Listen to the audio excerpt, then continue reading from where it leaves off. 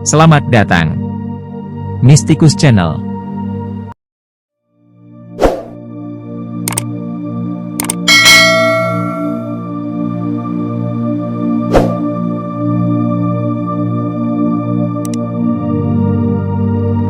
Dia adalah orang yang tidak mempunyai ketiadaan.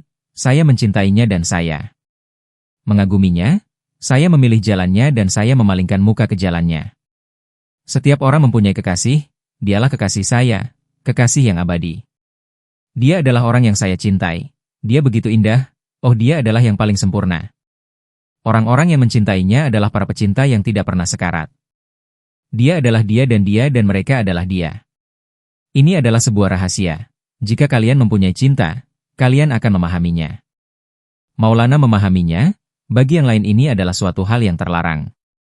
Ungkap Sultanul Aulia Maulana Syaikh Nazim Adil Al-Haqqani, cucu dari Maulana Rumi, Lefke, Sprus Turki, September 1998. Rumi memang bukan sekadar penyair, tetapi juga seorang tokoh sufi yang berpengaruh di zamannya. Rumi adalah guru nomor 1 Thariqat Maulawiyah, sebuah thariqat yang berpusat di Turki dan berkembang di daerah sekitarnya. Thariqat Maulawiyah pernah berpengaruh besar dalam lingkungan istana Turki Utsmani dan kalangan seniman sekitar tahun 1648. Sebagai tokoh sufi, Rumi sangat menentang pendewaan akal dan indera dalam menentukan kebenaran. Di zamannya, umat Islam memang sedang dilanda penyakit itu. Bagi mereka kebenaran baru dianggap benar bila mampu digapai oleh indera dan akal. Segala sesuatu yang tidak dapat diraba oleh indera dan akal, dengan cepat mereka ingkari dan tidak diakui. Padahal menurut Rumi, justru pemikiran semacam itulah yang dapat melemahkan iman kepada sesuatu yang gaib. Dan karena pengaruh pemikiran seperti itu pula, kepercayaan kepada segala hakikat yang tidak kasat mata, yang diajarkan berbagai syariat dan beragam agama samawi, bisa menjadi goyah. Rumi mengatakan, orientasi kepada indera dalam menetapkan segala hakikat keagamaan adalah gagasan yang dipelopori kelompok Mu'tazilah. Mereka merupakan para budak yang tunduk patuh kepada panca indera. Mereka menyangka dirinya termasuk Ahlus Sunnah. Padahal, sesungguhnya Ahlus Sunnah sama sekali tidak terikat kepada indera-indera, dan tidak mau pula memanjakannya. Bagi Rumi, tidak layak meniadakan sesuatu hanya karena tidak pernah melihatnya dengan mata kepala atau belum pernah meraba dengan indera. Sesungguhnya, batin akan selalu tersembunyi di balik yang lahir, seperti faedah penyembuhan yang terkandung dalam obat. Padahal, yang lahir itu senantiasa menunjukkan adanya sesuatu yang tersimpan, yang tersembunyi di balik dirinya. Bukankah Anda mengenal obat yang bermanfaat? Bukankah kegunaannya tersembunyi di dalamnya? Tegas Rumi. Pengaruh Tabriz. Fariduddin Attar, salah seorang ulama dan tokoh sufi, ketika berjumpa dengan Rumi yang baru berusia 5 tahun pernah meramalkan bahwa si kecil itu kelak akan menjadi tokoh spiritual besar. Sejarah kemudian mencatat, ramalan Fariduddin Attar itu tidak meleset. Rumi, lahir di Balkh, Afghanistan pada 604 Hijriah atau 30 September 1207. Maulana Rumi menyandang nama lengkap Jalaluddin Muhammad bin Muhammad al-Balhi al-Kunui. Adapun panggilan Rumi karena sebagian besar hidupnya dihabiskan di Konya, kini Turki, yang dahulu dikenal sebagai daerah Rum, Roma. Ayahnya, Bahauddin Walad Muhammad bin Hussein, adalah seorang ulama besar bermadzhab Hanafi. Dan karena harisma dan tingginya penguasaan ilmu agamanya, ia digelari Sultanul Ulama. Namun rupanya gelar itu menimbulkan rasa iri pada sebagian ulama lain. Dan mereka pun melancarkan fitnah dan mengadukan Bahauddin ke penguasa. Celakanya sang penguasa terpengaruh hingga Bahauddin harus meninggalkan Balkh, termasuk keluarganya. Ketika itu Rumi baru berusia 5 tahun. Sejak itu Bahauddin bersama keluarganya hidup berpindah-pindah dari suatu negara ke negara lain. Mereka pernah tinggal di Sinabur, Iran Timur Laut. Dari Sinabur pindah ke Baghdad, Makkah, Malatya, Turki, Laranda, Iran Tenggara, dan terakhir menetap di Konya, Turki. Raja Konya Alauddin Kaikubad mengangkat ayah Rumi sebagai penasihatnya, dan juga mengangkatnya sebagai pimpinan sebuah perguruan agama yang didirikan di ibu kota tersebut. Di kota ini pula ayah Rumi wafat ketika Rumi berusia 24 tahun. Di samping kepada ayahnya, Rumi juga berguru kepada Burhanuddin Muhaqqiq At-Turmudzi, sahabat dan pengganti ayahnya memimpin perguruan. Rumi juga menimba ilmu di Syam, Suriah, atas saran gurunya itu. Beliau baru kembali ke Konya pada 634 Hijriah, dan ikut mengajar di perguruan tersebut. Setelah Burhanuddin wafat, Rumi menggantikannya sebagai guru di Konya. Dengan pengetahuan agamanya yang luas, di samping sebagai guru, beliau juga menjadi dai dan ahli hukum Islam. Ketika itu banyak tokoh ulama yang berkumpul di Konya. Tak heran jika Konya kemudian menjadi pusat ilmu dan tempat berkumpul para ulama dari berbagai penjuru dunia. Kesufian dan kepenyairan Rumi dimulai ketika beliau sudah berumur cukup tua, 48 tahun. Sebelumnya, Rumi adalah seorang ulama yang memimpin sebuah madrasah yang punya murid banyak, 4.000 orang. Sebagaimana seorang ulama, beliau juga memberi fatwa dan tumpuan umatnya untuk bertanya dan mengadu. Kehidupannya itu berubah 180 derajat ketika beliau berjumpa dengan seorang sufi pengelana, Syamsuddin alias Syamsi dari kota Tabriz. Suatu saat, seperti biasanya Rumi mengajar di hadapan halayak dan banyak yang menanyakan sesuatu kepadanya. Tiba-tiba seorang lelaki asing yakni Syamsi Tabriz ikut bertanya, apa yang dimaksud dengan riyadoh dan ilmu? Mendengar pertanyaan seperti itu Rumi terkesima. Kiranya pertanyaan itu jitu dan tepat pada sasarannya. Beliau tidak mampu menjawab. Akhirnya Rumi berkenalan dengan Tabriz. Setelah bergaul beberapa saat, beliau mulai kagum kepada Tabriz yang ternyata seorang sufi. Sultan Walad, putra Rumi, mengomentari perilaku ayahnya itu, sesungguhnya, seorang guru besar tiba-tiba menjadi seorang murid kecil. Setiap hari sang guru besar harus menimba ilmu darinya, meski sebenarnya beliau cukup alim dan zuhud. Tetapi itulah kenyataannya. Dalam diri Tabriz, guru besar itu melihat kandungan ilmu yang tiada taranya. Rumi telah menjadi sufi, berkat pergaulannya dengan Tabriz. Kesedihannya berpisah dan kerinduannya untuk berjumpa lagi dengan gurunya itu telah ikut berperan mengembangkan emosinya, sehingga beliau menjadi penyair yang sulit ditandingi. Guna mengenang dan menyanjung gurunya itu, beliau tulis syair-syair, yang himpunannya kemudian dikenal dengan nama Diwan Syams Tabriz. Beliau bukukan pula ujangan-ujangan gurunya, dan buku itu dikenal dengan nama Makolat Syams Tabriz. Rumi kemudian mendapat sahabat dan sumber inspirasi baru, Syaikh Husamuddin Hasan bin Muhammad. Atas dorongan sahabatnya itu, selama 15 tahun terakhir masa hidupnya beliau berhasil menghasilkan himpunan syair yang besar dan mengagumkan yang diberi nama Masnawi. Buku ini terdiri dari 6 jilid dan berisi 20.700 bait syair. Dalam karyanya ini, terlihat ajaran-ajaran tasawuf yang mendalam, yang disampaikan dalam bentuk apologi, fabel, legenda, anekdot, dan lain-lain. Bahkan Masnawi sering disebut Quran Persia. Karya tulisnya yang lain adalah Rubaiyat, sajak 4 baris dengan jumlah 1.600 bait, Fihi Ma'fihi, dalam bentuk prosa, merupakan himpunan ceramahnya tentang metafisika, dan Maktubat, himpunan surat-suratnya kepada sahabat atau pengikutnya. Bersama Syaikh Husamuddin pula, Rumi mengembangkan Thariqat Maulawiyah atau Jalaliyah. Thariqat ini di barat dikenal dengan nama The Whirling Dervishes, para darwis yang berputar-putar. Nama itu muncul karena para penganut Thariqat ini melakukan tarian berputar-putar, yang diiringi oleh gendang dan suling, dalam zikir mereka untuk mencapai ekstase. Wafatnya Maulana Rumi. Semua manusia tentu akan kembali kepadanya. Demikianlah yang terjadi pada Rumi. Penduduk Konya tiba-tiba dilanda kecemasan, karena mendengar kabar bahwa tokoh panutan mereka, Rumi, tengah menderita sakit keras. Meskipun demikian, pikiran Rumi masih menampakkan kejernihannya. Seorang sahabatnya datang menjenguk dan mendoakan, semoga Allah berkenan memberi ketenangan kepadamu dengan kesembuhan. Rumi sempat menyahut, jika engkau beriman dan bersikap manis, kematian itu akan bermakna baik. Tapi kematian ada juga yang kafir dan pahit. Pada tanggal 5 Jumadil akhir 672 Hijriah atau 17 Desember 1273 dalam usia 68 tahun Rumi dipanggil ke Rahmatullah.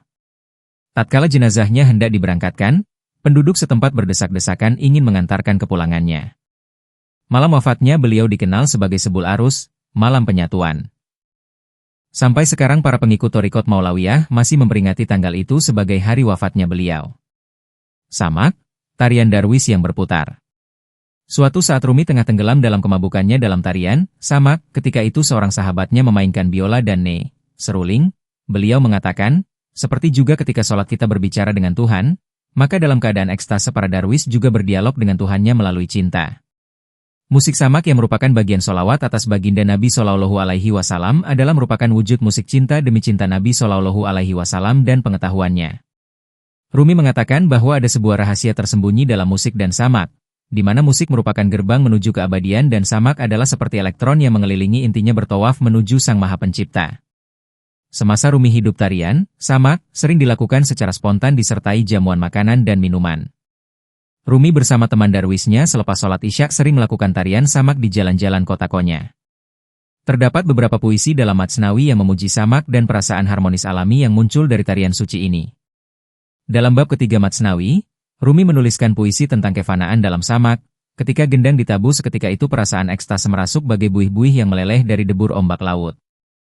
Tarian samak ini sebagai tiruan dari keteraturan alam raya yang diungkap melalui perputaran planet-planet. Perayaan samak dari Toriko Mevlevi dilakukan dalam situasi yang sangat sakral dan ditata dalam penataan khusus pada abad ke-17. Perayaan ini untuk menghormati wafatnya Rumi, suatu peristiwa yang Rumi dambakan dan ia lukiskan dalam istilah-istilah yang menyenangkan. Para anggota Toriko Mevlevi sekarang belajar menarikan tarian ini dengan bimbingan mursyidnya. Tarian ini dalam bentuknya sekarang dimulai dengan seorang peniup suling yang memainkan seruling kayu.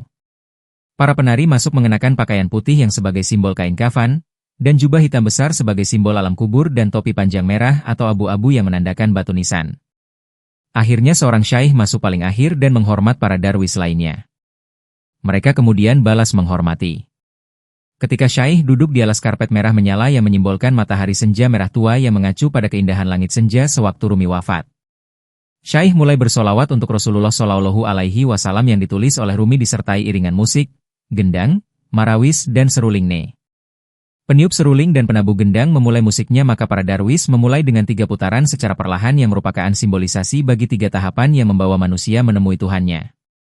Pada putaran ketiga syaikh kembali duduk dan para penari melepas jubah hitamnya dengan gerakan yang menyimbolkan kuburan untuk mengalami mati sebelum mati, kelahiran kedua. Ketika syaikh mengizinkan para penari menari, mereka mulai dengan gerakan perlahan memutar seperti putaran tawaf dan putaran planet-planet mengelilingi matahari. Ketika tarian hampir usai maka syaikh berdiri dan alunan musik dipercepat.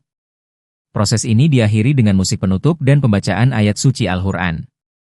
Rombongan penari darwis secara teratur menampilkan samak di auditorium umum di Eropa dan Amerika Serikat. Sekalipun beberapa gerakan tarian ini pelan dan terasa lambat tetapi para pemirsa mengatakan penampilan ini sangat magis dan menawan. Kedalaman konsentrasi, atau perasaan zauk dan ketulusan para darwis menjadikan gerakan mereka begitu menghipnotis. Pada akhir penampilan para hadirin diminta untuk tidak bertepuk tangan karena samak adalah sebuah ritual spiritual bukan sebuah pertunjukan seni. Pada abad ke-17, Toriko Mevlevi atau Maulawiyah dikendalikan oleh kerajaan Utsmaniyah.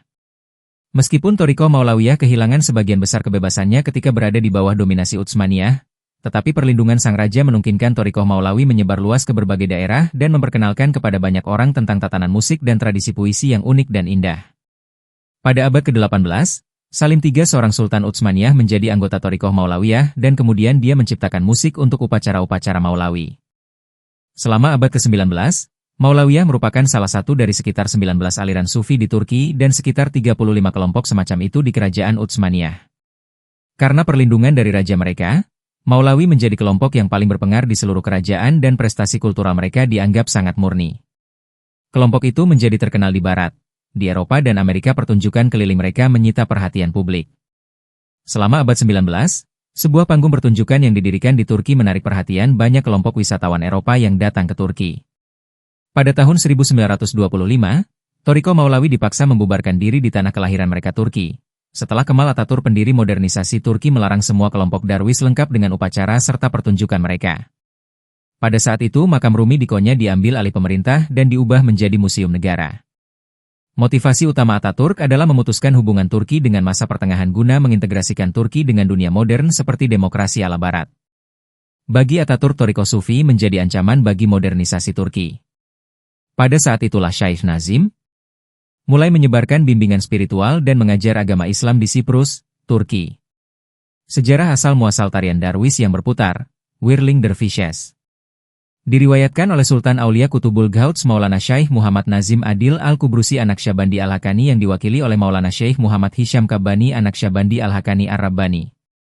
Pada suatu hari saat Sayyidina Rasulullah Shallallahu Alaihi Wasallam khotbah Jumat, datanglah seorang Arab Badui seraya bertanya kepada Sayyidina Rasulullah Shallallahu Alaihi Wasallam, "Ya Rasulullah Shallallahu Alaihi Wasallam, kapankah kiamat itu datang?" Sayyidina Rasulullah Shallallahu Alaihi Wasallam tidak menjawab, beliau hanya diam. Badui Arab itu terus bertanya sampai 3 kali hingga Sayyidina Jibril alaihi salam datang menghadap Sayyidina Rasulullah Shallallahu Alaihi Wasallam dan berkata, Tanyakanlah padanya apakah bekal yang dia bawa untuk menyambut hari kiamat itu. Lalu Sayyidina Rasulullah Shallallahu Alaihi Wasallam menyampaikannya dan orang Badui Arab itu menjawab, "Bukankah aku memiliki cinta kepadamu ya Rasulullah Shallallahu Alaihi Wasallam?" Dan Sayyidina Rasulullah Shallallahu Alaihi Wasallam berkata, "Cukuplah itu membuatmu berdekatan dengan orang yang kau cintai seperti dua jari yang berdekatan." Dan seketika itu juga orang Badui Arab itu pergi tanpa mengikuti sholat Jumat. Saat mendengar percakapan itu, Sayyidina Abu Bakar Siddiq radhiyallahu anha yang selama ini risau akan pertanyaan yang sama, bertanya kepada Sayyidina Rasulullah Shallallahu Alaihi Wasallam, "Ya Sayyidina Rasulullah Shallallahu Alaihi Wasallam, apakah cukup hanya dengan cinta?" Kemudian Sayyidina Rasulullah Shallallahu Alaihi Wasallam menjawab, "Syarat yang utama adalah cinta." Mendengar jawaban itu, hati Sayyidina Abu Bakar Siddiq radhiyallahu anha sangat gembira, begitu bahagia hingga ia mulai berputar dengan jubahnya. Gerakan memutar inilah yang kemudian dikembangkan oleh Maulana Jalaluddin Rumi menjadi Whirling Dervishes. Lalu tarian ini kembali muncul beberapa abad setelahnya, yang dilakukan oleh Maulana Jalaluddin Rumi, seorang sufi yang juga merasakan cinta yang hampir sama kepada gurunya Maulana Syamsuddin At-Tabrizi, atau Syamsi Tabriz. Kemudian tarian ini terus dikembangkan oleh Thariqat Maulawiyah atau Mavlevi, yang kemudian menjadi seni yang dipertontonkan ke seluruh dunia. Walaupun tarian ini mempunyai makna yang dalam dan esensi spiritual yang tinggi, namun dewasa ini, tarian ini pun sudah kehilangan maknanya, hanya menjadi penghias mata belaka. Tetapi karena sejarah dari tarian ini tidak sembarangan, maka akan selalu indah untuk dilihat. Oleh karena itu, kami ingin mencoba menyingkap rahasia dan hakikat yang sebenarnya dari tarian ini. Islam adalah agama yang penuh dengan kedamaian. Dibuktikan dengan dari sekian banyaknya tradisi dan ajaran-ajaran yang saat ini sudah mulai dilupakan dan ditinggalkan. Salah satunya adalah tarian Whirling Dervish, tarian yang dilakukan atas nama cinta, dengan cinta dan untuk membawa cinta. Tarian Whirling Dervish dapat menarik siapa saja baik yang beragama Islam atau yang tidak beragama Islam. Karena tarian ini memiliki keindahan putarannya yang dapat menyentuh kalbu lewat sentuhan spiritual yang tersirat di dalamnya. Di zaman sekarang, di mana Islam sudah dianggap agama teroris, dan tidak lagi dipercaya sebagai agama pembawa kedamaian yang dibawa oleh Sayyidina Rasulullah Muhammad Shallallahu Alaihi Wasallam. Penyelewengan ini memicu kami untuk menyingkap hakikat dari agama yang penuh dengan cinta kasih ini, lewat berbagai jalan yang mampu membawa kedamaian dalam hati setiap manusia. Seperti Islam yang tidak menyebar lewat satu jalan, namun banyak jalan, demikian pula dengan seni yang mengatasnamakan cinta ilahi. Nama tarian itu adalah Mavlevi Sema Seremoni atau lebih akrab disebut Sema, dalam bahasa Arab berarti mendengar, atau jika diterapkan dalam definisi lebih luas adalah bergerak dalam sukacita sambil mendengarkan nada-nada musik sembari berputar-putar sesuai dengan arah putaran alam semesta.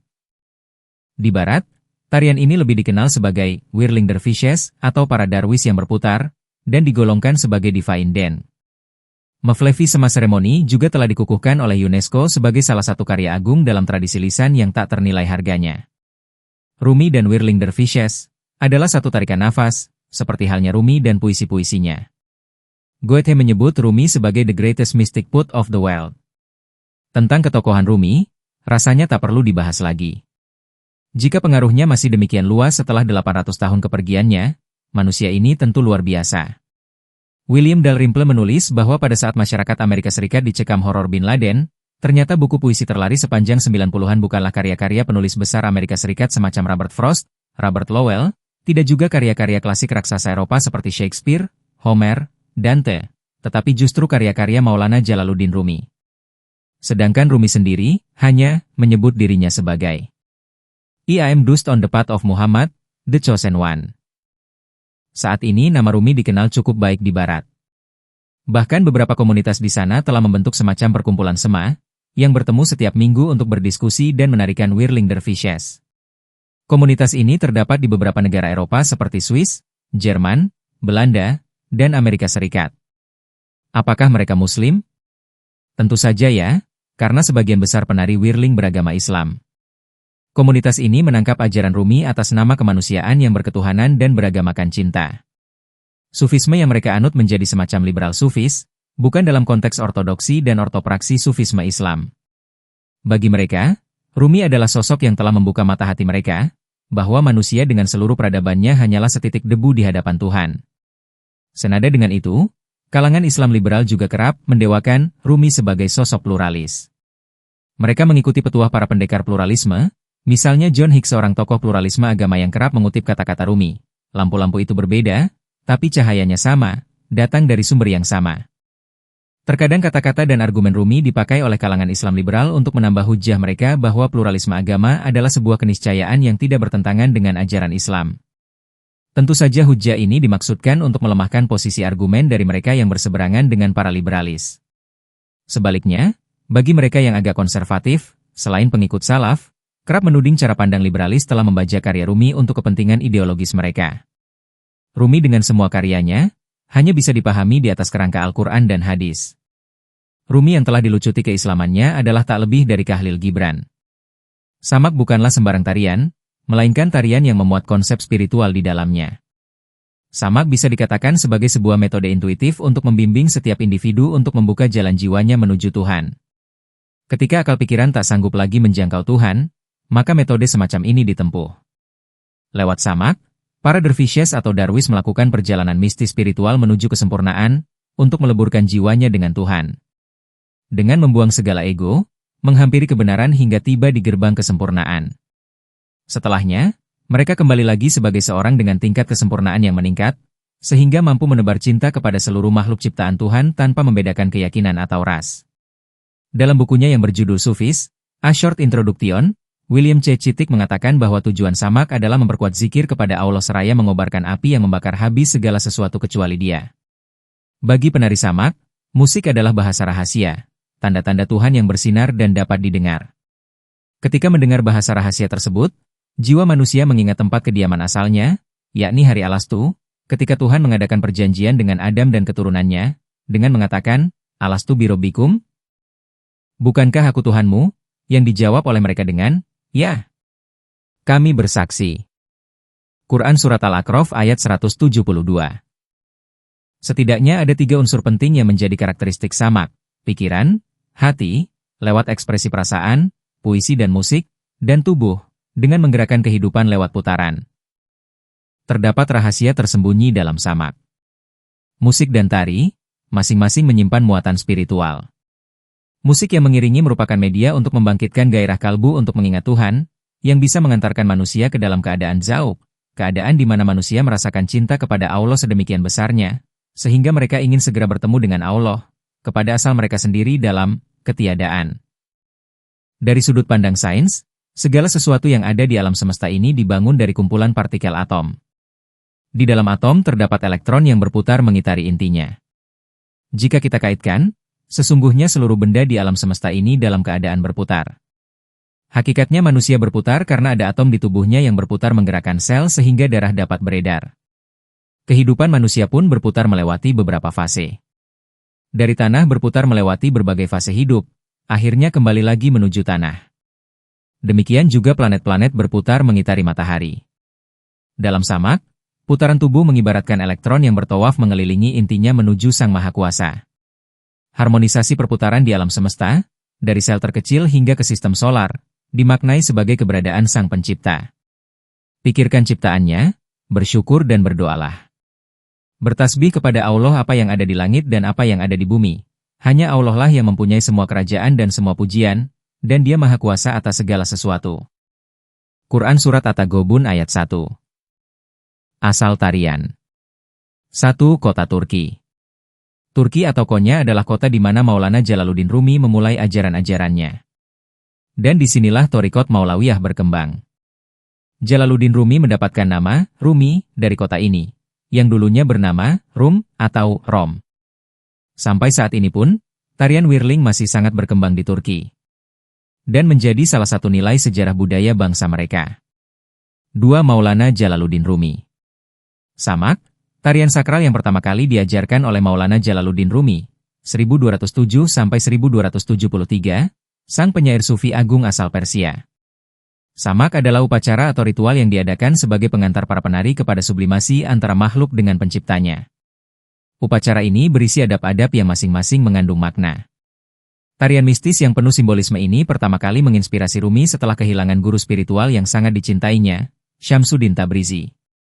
Ia adalah seorang darwis misterius yang bagaikan magnet mampu menyedot seluruh perhatian Rumi, hingga orientasi spiritual Rumi berubah secara dramatis, dari seorang teolog dialektis menjadi seorang penyair sufi. Kemisteriusan Syams membuat putra Rumi menyepadankannya dengan Khidir. Dikisahkan di suatu pagi, seorang pandai besi yang juga darwis bernama Sholahuddin Faridun Zarkub menempa besinya. Pukulan itu kontan membuat Rumi menari hingga mencapai keadaan ekstase. Lalu secara spontan dari mulut Rumi mengalir ujaran-ujaran mistis dalam bentuk puisi. Selanjutnya, Sholahuddin dijadikan Rumi sebagai khalifah, wakil, untuk menggantikan posisi Syams, tempat ia mencurahkan gagasan dan perasaannya. Setelah melembaga, tarian ini sering dilakukan Rumi selepas sholat Isyak di jalanan kota Konya, diikuti para darwis lainnya. Acara terakhir biasanya ditutup dengan pembacaan ayat suci Al-Quran. Bagi Rumi menari adalah cinta. Dan Rumi tak berhenti menari karena ia tak pernah berhenti mencintai Tuhan. Hingga tiba saatnya di suatu senja 17 Desember 1273, ia dipanggil Sang Maha Kuasa dalam keadaan diliputi cinta ilahi. Setelah wafatnya Rumi, Torekot Maulawiyah, beserta ritual samaknya, berlanjut terus di bawah pimpinan Syekh Husamuddin Hasan bin Muhammad, salah seorang sahabat karibnya, yang juga dijadikan Rumi sebagai khalifah setelah kepergian Sholahuddin. Husamuddin adalah orang yang memberinya dorongan dan inspirasi sehingga lahirlah sebuah karya yang menjadi magnum opus Rumi, yakni Matsnawi. Kitab ini terdiri dari 6 jilid dan berisi 25.000 untaian bait bersajak. Jika kau menulis sebuah buku seperti Ilahinama milik Sanai atau Mantik At-Thaur milik Fariduddin Attar, niscaya akan menarik minat sekumpulan penyanyi keliling. Mereka akan mengisi hatinya dengan apa yang kau tulis dan musik akan digubah untuk mengiringinya. Demikian saran Husamuddin kepada Rumi di sebuah kebun anggur merah di luar Konya. Bersama Husamuddin lah Matsnawi tercipta. Sehingga karya monumental ini dikenal pula dengan sebutan Kitab-i Husam, bukunya Husam. Terpesona dengan kandungan dari karya tersebut, seorang orientalis Inggris bernama R. Annie Holson yang menghabiskan hampir seluruh hidupnya untuk mengkaji karya Rumi mengatakan, Matsnawi adalah sungai besar yang tenang dan dalam, mengalir melalui banyak dataran yang kaya dan beragam menuju samudera tak bertepi. Matsnawi di mata para pengikut Rumi dianggap sebagai uraian makna batin Al-Quran. Sementara Abdurrahman Jami, penyair asal Persia, menyebutnya Al-Quran dalam bahasa Persia. Dan bab ketiga Matsnawi berisi tentang kefanaan dalam samak. Tatkala gendang ditabuh, serta-merta sebuah rasa ekstase merasuk laksana buih yang meleleh dari debur sang ombak. Begitu senandung Rumi. Setelah Husamuddin wafat, Torekot Maulawiyah berlanjut di bawah kepemimpinan putra tertua Rumi, Sultan Walad. Di tangan putranya lah Torekot ini terorganisir dengan baik, hingga ajaran ayahnya tersebut menyebar ke seluruh penjuru negeri. Torekot Maulawiyah di barat lebih dikenal dengan sebutan The Whirling Dervishes, darwis-darwis yang berputar, mengambil nama dari ciri utama Torekot ini. Selain di Eropa, kini Torekot Maulawiyah sudah merambat ke dataran Amerika hingga ke benua Asia. Sekian abad lamanya pertunjukan samak menarik perhatian para pengembara spiritual, hingga lahir catatan-catatan penting tentangnya. Dalam bukunya yang berjudul Islamic Art and Spirituality, Syed Hossein Nasr mengatakan bahwa samak diawali dengan nostalgia tentang Tuhan, berlanjut dengan keterbukaan sedikit demi sedikit terhadap limpahan karunia dari surga, setelah itu mengalami keadaan ekstase, fana, lebur bersama Al-Haq. Rumi menyebut samak sebagai simbolisme kosmos, sebuah misteri yang sedang menari. Putaran tubuh adalah tiruan alam raya, seperti planet-planet yang berputar. Posisi tangan yang membentang secara simbolik menunjukkan bahwa hidayah Allah diterima oleh telapak tangan kanan yang terbuka ke atas, lalu disebarkan ke seluruh makhluk oleh tangan kiri. Ini merepresentasikan sebuah penyerahan dan penyatuan dengan Tuhan. Adab, tarian berputar, Whirling Dervishes. 1. Bertawasul dan meditasi sufi pada Mursyid Torekot, Naqsyabandi Haqqani, Maulana Syekh Nazim Adil Al-Kubrusi Al-Haqqani. Meditasi sufi diperlukan agar menjaga keseimbangan hati dalam berputar, sehingga tidak mudah lelah. 2. Berdiri, kemudian menyilangkan tangan di depan dada, mencengkeram bahu, berzikir, Allah. Sembari menarik nafas, dan hu. Ketika menghembuskannya. 3. Membungkuk memberi salam, dikenal dengan nama, salam penyatuan ilahiyah pertama. 4. Dengan membuat kaki kiri menjadi tumpuan, berputar ke arah kiri dengan berzikir, Allah. Allah, serta menggunakan kaki kanan untuk membantu putaran. 5. Setelah berputar 3 kali, barulah tangan kanan dibuka. Dengan posisi telapak tangan terbuka menghadap langit, fokuskan arah mata ke telapak tangan kanan. Tetapi jagalah agar tetap terkonsentrasi dalam zikir. 6. Secara perlahan tangan kiri dibuka. Telapak tangan kiri menghadap bumi. Maka seperti mawar cinta yang mengembang, perlahan-lahan pula, tenure, jubah atau pakaian yang dikenakan para darwis, mengembang dengan indahnya menyebarkan cinta ilahiyah di sekelilingnya. Kematian dan kostum penari sufi. Tarian Sufi punya ciri khas tersendiri dibanding jenis tarian lain. Keunikan itu terdapat pada kostum yang dikenakan, juga gerakan memutar ke arah kiri. Tarian ini tak hanya mengandalkan kekuatan cinta pada ilahi saja melainkan makna filosofi kehidupan. Filosofi pertama terletak pada bagian topi memanjang yang dikenal dengan sebutan sike. Sike melambangkan batu nisan para wali dan sufi yang ada di dataran Timur Tengah. Selanjutnya, jubah hitam dan tenur putih yang masing-masing melambangkan alam kubur dan kain kafan. Maknanya agar senantiasa manusia selalu mengingat kematian. Selalu mengingat kematian merupakan salah satu cara paling dahsyat untuk mengendalikan hawa nafsu dan ego duniawi. Seorang penari sufi diartikan sama dengan berjuang melawan ego. Warna kostum asli, penari sufi, hitam dan putih. Mengingat mati sebelum mati. Ini berguna untuk mengendalikan ego. Islam itu indah mengajarkan kelembutan. Jihad yang sebenarnya adalah melawan ego. Di bagian kaki, penari sufi memakai alas khusus yang disebut kuf. Konon, Nabi Muhammad SAW pada saat musim dingin selalu mengenakan kuf dalam perjalanan kemanapun, terutama pada musim dingin. Yang istimewa, jika seseorang memakai kuf pada saat berwudu, maka tidak perlu dilepas seperti sendal atau sepatu biasa. Ada alasannya. Apa itu? Untuk menghindari menjejak bumi secara langsung karena energi bumi cenderung negatif, penuh keduniawian. Rasul suka pakai kuf saat musim dingin, lalu dilapisi lagi dengan sandal. Kuf sendiri terbuat dari kulit. Sementara, gerakan memutar ke arah kiri melambangkan putaran alam semesta, putaran tawaf di Ka'bah, dan putaran surgawi ilahiyah. Terakhir, kostum jubah berukuran besar mengikuti pakaian yang dikenakan Rasulullah pada saat itu. Dengan kostum yang berukuran besar di bagian bawah, tarian akan lebih indah dan menarik. Teknik tarian.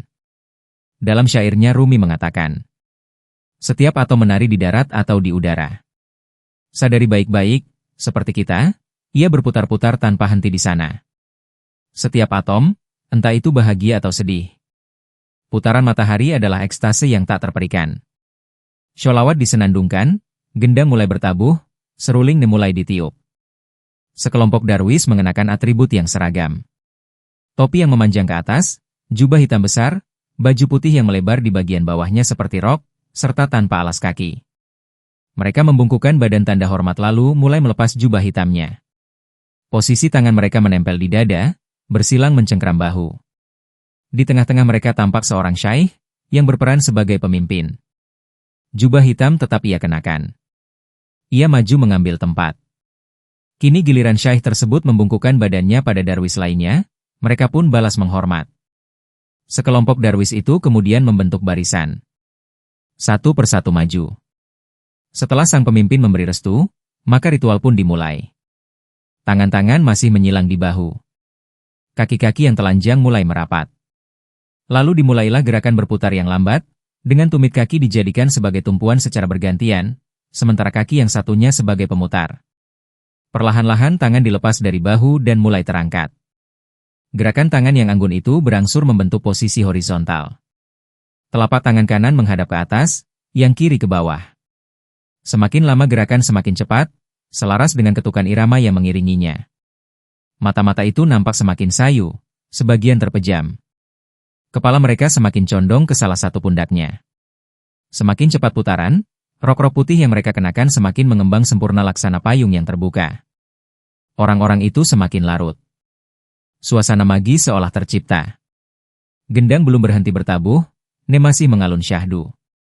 Tanpa isyarat dari sang pemimpin ritual untuk berhenti, mereka akan terus melambung dalam keadaan ekstase.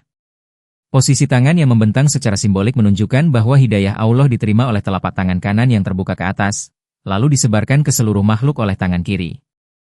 Ini merepresentasikan sebuah penyerahan dan penyatuan dengan Tuhan. Atribut yang dikenakan juga merupakan metafora yang menyimpan makna. Topi Maulawi yang biasanya berwarna merah atau abu-abu melambangkan batu nisan ego, jubah hitam sebagai simbol alam kubur yang ketika dilepaskan melambangkan kelahiran kembali menuju kebenaran, baju putih adalah kain kafan yang membungkus ego, dan melambangkan jiwa yang dinafikan dari diri, digantikan dengan jiwa ilahi. Seruling bulu ini juga melambangkan trompet yang ditiupkan malaikat di hari kebangkitan untuk menghidupkan kembali orang yang mati. Karpet merah yang biasa diduduki oleh sang syaikh melambangkan keindahan matahari dan langit senja, yang waktu itu menghiasi kepergian Rumi untuk selamanya. Samak bukanlah sembarang tarian, melainkan tarian yang memuat konsep spiritual di dalamnya. Samak bisa dikatakan sebagai sebuah metode intuitif untuk membimbing setiap individu untuk membuka jalan jiwanya menuju Tuhan. Ketika akal pikiran tak sanggup lagi menjangkau Tuhan, maka metode semacam ini ditempuh.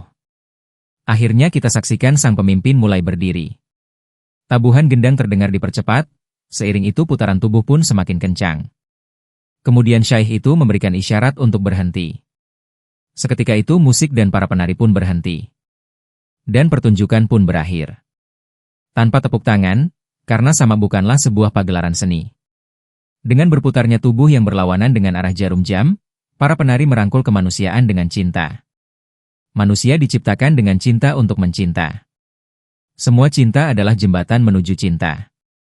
Siapa saja yang tak merasakannya tak akan tahu, demikian kata Rumi. Makam Rumi di Konya dikelola oleh pemerintah Turki sebagai objek wisata. Setiap tahunnya, terutama antara tanggal 2 sampai 17 Desember, ribuan peziarah dari 8 penjuru mata angin berkunjung, menyaksikan para pengikut Maulawi berputar untuk memperingati Malam Penyatuan, malam di mana sang guru tercinta wafat. Mausoleum Konya menyimpan kenangan. Saksi bisu sejarah tatkala ujaran sang penyair agung mengisi lembar peradaban luhur Islam melalui karya estetisnya, menjadi sumber inspirasi yang membakar jiwa para pecinta di segenap penjuru dunia. Seperti gelombang di atas putaran kepalaku. Maka dalam tarian suci kau dan aku pun berputar. Menarilah, oh pujaan hati. Jadilah lingkaran putaran. Terbakarlah dalam nyala api bukan dalam nyala lilinnya. Ungkap Rumi dalam syairnya. Dengan berputarnya tubuh yang berlawanan dengan arah jarum jam, para penari merangkul kemanusiaan dengan cinta. Bahwa Tuhan menciptakan dan memberikan cinta itu menjadi sebuah inti dari semua cinta, yang dapat menghilangkan semua batasan baik itu agama, budaya, ataupun ras. Di antara semua makhluknya. Sehingga mereka dapat mencintai semua makhluk manusia, dan mencintai makhluk yang lain. Dan itu dapat menjadi sebuah obat untuk menyembuhkan penyakit individualis dan egois dalam diri manusia.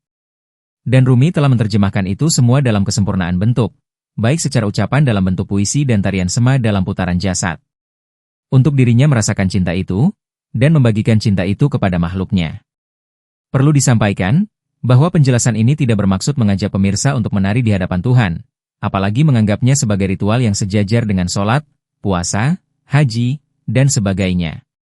Kisah cinta ini sekadar untuk memperkenalkan khazanah keislaman yang dibawa oleh seorang Maulana Jalaluddin Rumi, yang masyhur bukan saja di timur, tapi juga di barat.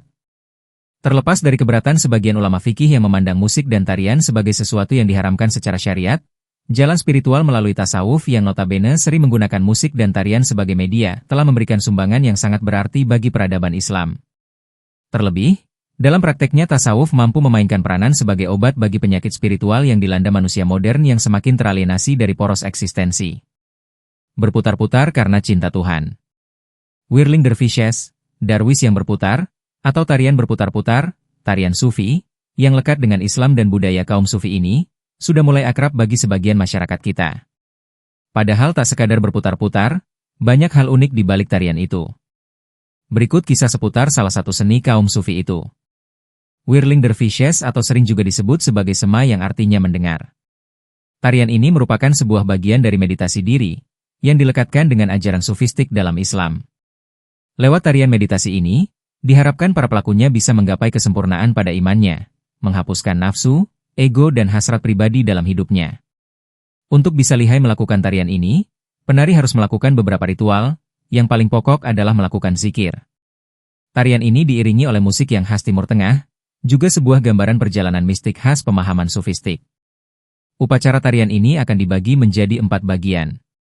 Yang pertama adalah naat dan taksim. Ini adalah bagian awal dari upacara di mana ada seorang penyanyi solo yang menghaturkan puja-puji kepada Rasulullah Shallallahu Alaihi Wasallam.